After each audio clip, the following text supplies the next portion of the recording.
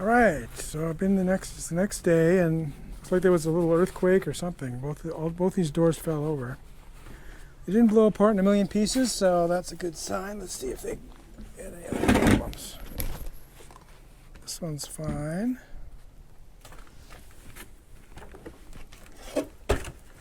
And this one's okay too, so no damage. So I guess they're strong enough. All right, so the first thing we're going to do is we're going to try test fit them to make sure they fit. They should fit. I mean, the boards were fitting before, side to side. As long as we didn't mess anything up particularly, they should still fit well enough for our purposes. So I'm going to be using this board on the bottom to get them up off the deck. The surface of the deck is not completely flat, so I need a little bit of leeway on the bottom to make sure it swings freely. So let me get that set up. All right, so I got the bottom of the door resting on this piece of wood. I also got my crowbar on here because then I can lift it up by just stepping on it, which I'll show you what that's good for in a minute. So these screws are slightly off, a little bit higher than where they were, which is interesting because at the top of the door they're slightly lower. So we didn't get them back exactly how they were, so that's fine. We need a new wood. I'm going to reuse the screws I had before. These are 2.5-inch deck screws with a square drive. So we're going to do it from the top down because instead of pushing up from the bottom, it's better to have the door hang from the top because then it just naturally wants to hang straight down. If you do it from the bottom, it wants to tip from side to side and mess you up. So always start with the top with a door or of any kind, really. All right, ready to put the first screw in. As I showed you, this is angling slightly up, so I need to step on that crowbar and move it up, move the door up slightly so it's more level, and then we can get the first screw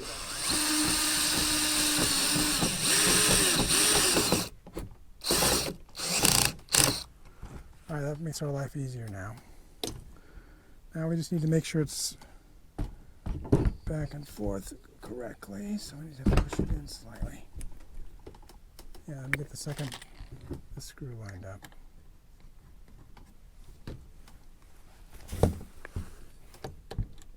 So I'm more concerned about the gap at the top here. So I know it'll swing properly if the gap is correct. All right, so these two are in. I'll leave the other one for later. Now we'll go to the middle and we'll put the screws in for that. See how well those line up.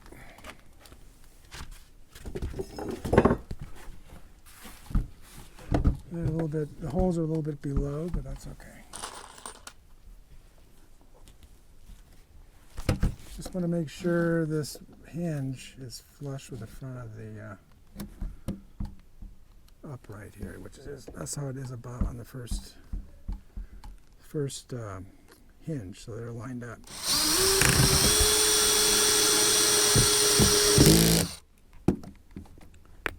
Okay, I'm just going to put one there, and then we're going to do the bottom one.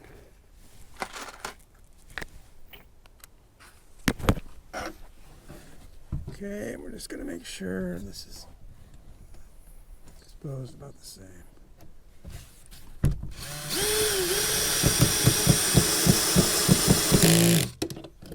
All right, just need to put the rest of the screws in all the way up, and then we'll test it for swinging.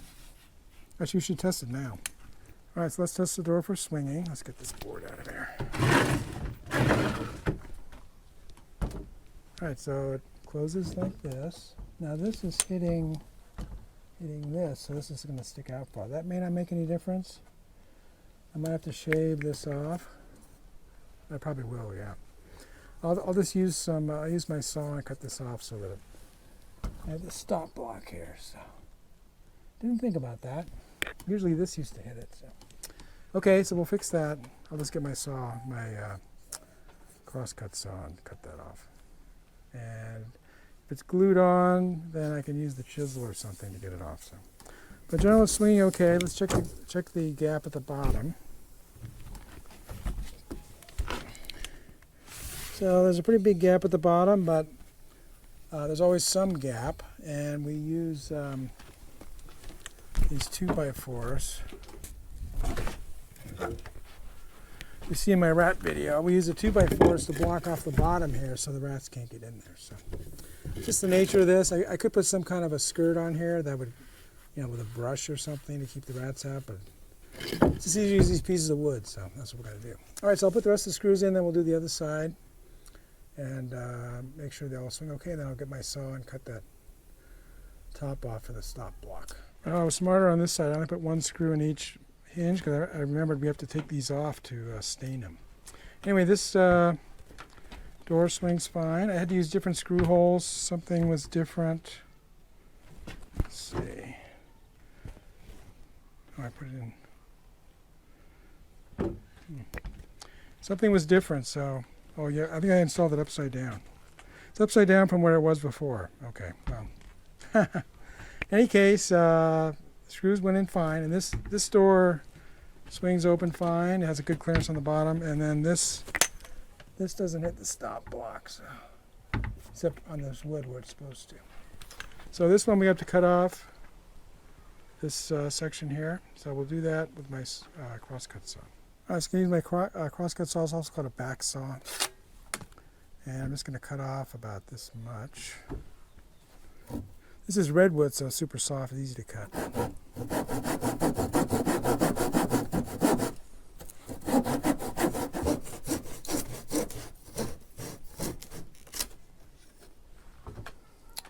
Alright, that came up okay. There wasn't that much glue on it, so now this should swing in properly.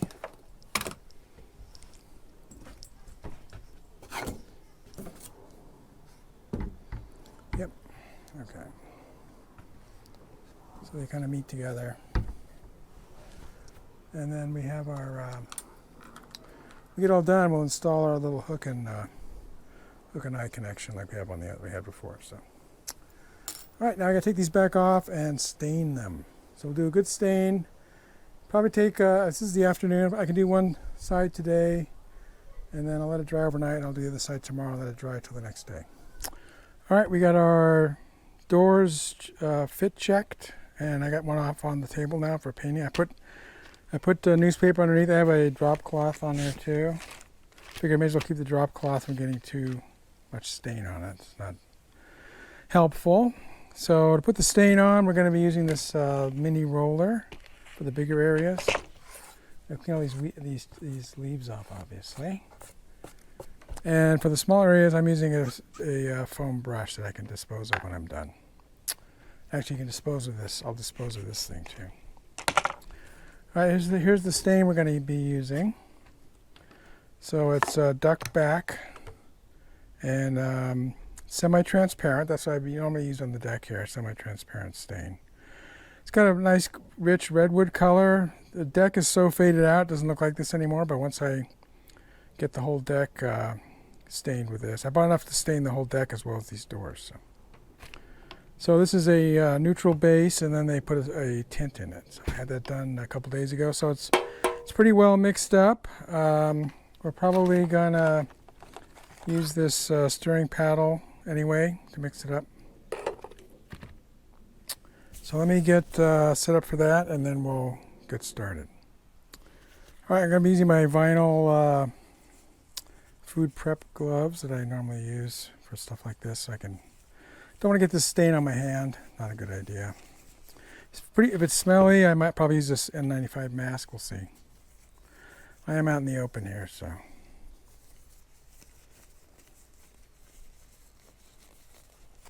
All right, so we'll use our little pry bar to open this up.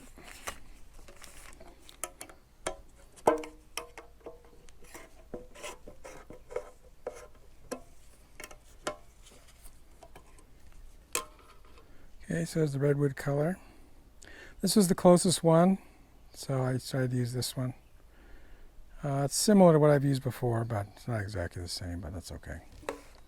So you can see it's already separated some, so we are going to use the stirring thing. Now to keep it from overflowing, if you stir this now, it's going to overflow the edge. We don't want that to happen, obviously. Plus we also need to pour this into our tray. This is a mud tray used for putting up wallboard, but I use it for other projects. It's a nice, last thing I used it for was treating some wood against wood rot using a copper solution. So this just fits in here nice and it makes a seal on the edge here so it won't spill out. So now we're going to put our stirring paddle into our drill.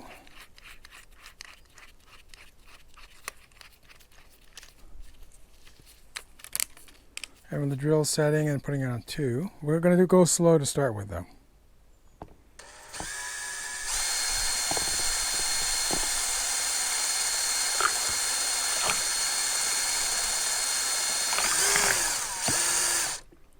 All right, so even after a day, 2 days, it separated quite a bit. So it has a lot of orange in it, which looks kind of overwhelming at this point, but I think it'll be okay. Once everything gets stained the same way. This is going to fade in the sun, so let's put this down here.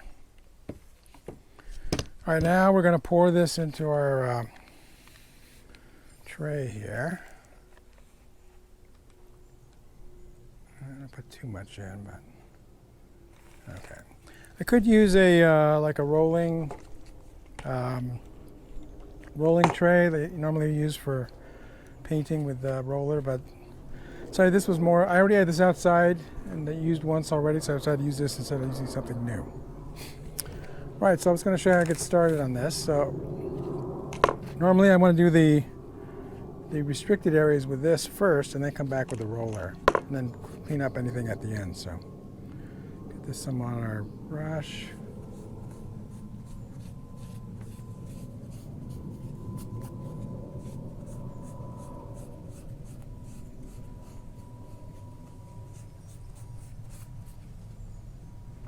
Some on this side.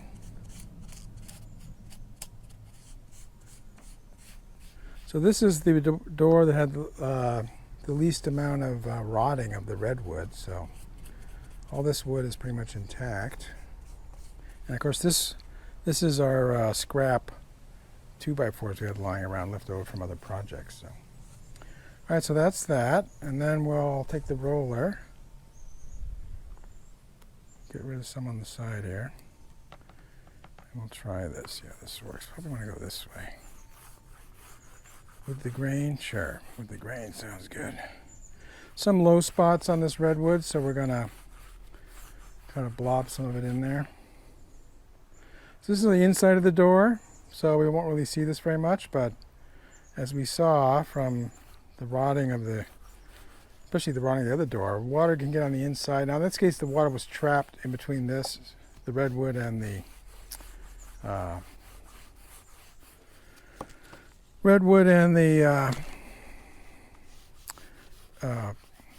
indoor-outdoor plywood, as you saw earlier. So that's why the water started rotting the redwood, because it was just sitting in there. So we're going to put a nice thick coat on here. All right, so I'll finish up this side, and then I'll put this on the deck, and then I'll get the other door out and do this inside as well. Let that dry. This afternoon we should be able to come back and do the outsides. Because by then, I think it says it dries in 4 hours, so it's about 10 o'clock now. So once I do these roller passes, and I want to come back and get any areas that's not covered very well with the brush, so especially on the edge here. Kind of get rid of some of the blobs, stuff like that. So. All right, so I'll finish this up, and then we'll do the other one.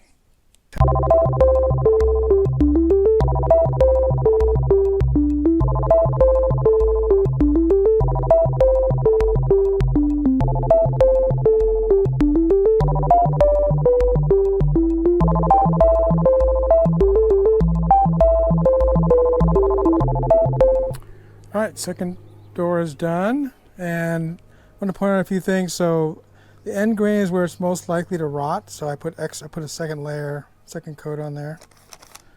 And also this is the board that has more rotted, the door that has more rotted redwood board. So I blobbed an extra layer using the foam brush in any place that was rotted and smoothed it out.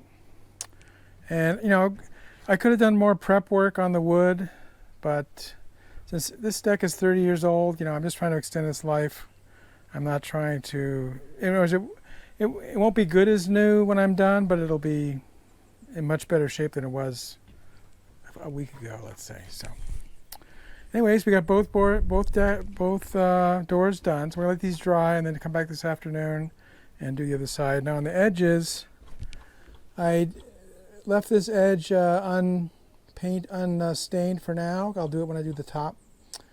Some drip down obviously, but I made sure I made everything underneath here that I won't be able to get from the other side. I made sure I stained that.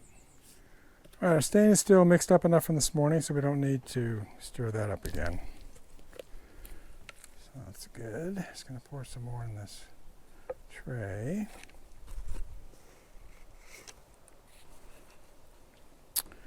All right, and then we're going to mostly use the roller. I'll use the brush around these hinges. I don't care if I get a little bit of, in fact, I may just end up putting the stain on the hinges because otherwise it'll look funny. I didn't bother cleaning the roller or the foam brush because I was going to use them again this afternoon. It's been about 6 hours since I used them. So I put them in this plastic bag. This is the same bag I'm going to use to dispose of them. So when I'm done, I'll pull the roller off inside this bag and leave it in there. And then I'll put the foam brush in. And I'll leave this open for a day or two so all the fumes get out. And then put it in the garbage. So we're going to start by going around the hinges. Like I said, I'm just going to put it on the hinges, yeah. Otherwise, it means it'll just kind of disappear.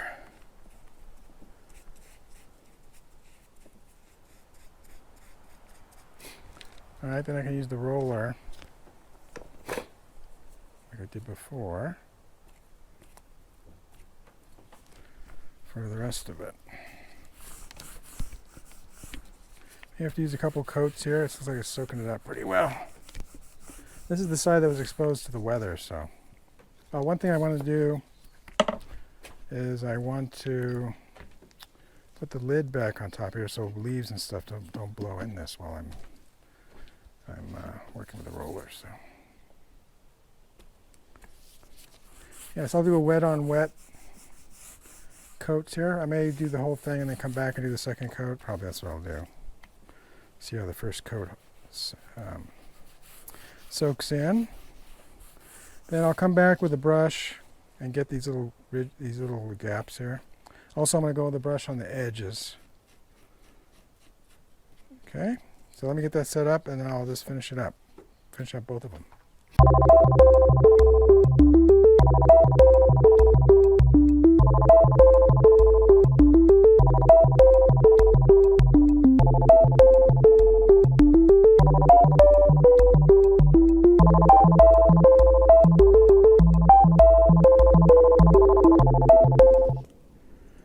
It's done.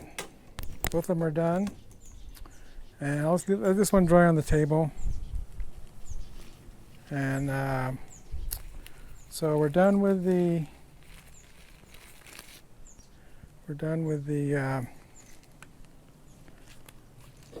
foam roller. So we're going to take that off. Let's put it in here. Grab it. Pull it off its, if we can. Pull it off its hole here. Easier said than done. Okay. There. Okay. All right, and then we're just going to dispose of this foam brush. We got a good use out of this today. We did both these doors, and also I did some steps that I have on another project that will actually be shown before this one. So we'll wrap this up, and we'll just let it sit out in the sun for a while, and let it dry out, and then air out, and then we'll put it in the garbage. And there's a little bit of paint or stain left in here. I'll pour it back in the can. It's going to save this because, as you can probably see, it's a little bit hard to see, but from the earlier video, the rest of the deck box doesn't look like that. Doesn't look like these doors anymore. So I'm going to end up staining the rest of that. I'm also going to actually stain the whole deck, so using the same stain. So when I get all done, I'll have a little wrap-up video that shows everything done. So next, we'll let these dry overnight and then hang them the next day. And then in a day or two I'll start staining everything else. Alright, it's done. The doors are mounted. Put on the hardware to lock it. Still a gap at the bottom, which we had before, but it fits a lot better now, so I just need this one piece of wood. Keep the rats from getting out under there because they could get into this location. So the centers fit together pretty tightly, so this locks.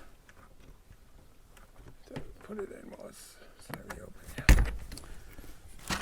Right, so a piece of wood over here, and of course we have the same piece of wood on the other door. So you can see by the next day it's turned a little darker and faded. It's not a perfect stain job. There's some, darker and lighter areas, but it's because the wood's so old and I didn't spend hours and hours sanding it, which I'm not going to do. So, all right, so now that we did this, we need to do the rest of the deck. You can see the deck is about the same condition the boards were in. Actually, this wood is worse condition because it wasn't this super good furniture grade redwood. So, but anyway, comparing this to this, we want to stain this the same because we're going to stain the rest of this cabinet and the rest of the deck. Got to do a few repairs before I do that. At the end of this board's rotting a little bit, and there's a few other problems on the deck. So got to do that and then stain everything, and then it'll look much better than it does now. Okay, again, it's not going to look good as new. It's never going to look as good as new because the wood is 30 years old. So. Anyway, I'm happy with how it turned out. And we used scrap wood, so we don't have to buy a lot of extra redwood, which is expensive. If you like this video, please give it a thumbs up. Post a comment if you have any questions or ideas, and I'll try to respond. That's all for now, but more videos are coming, and if you want to see them, please subscribe to my channel and turn on the notification icon if you don't want to miss one. This is Beta Cygni signing out, and keep looking up.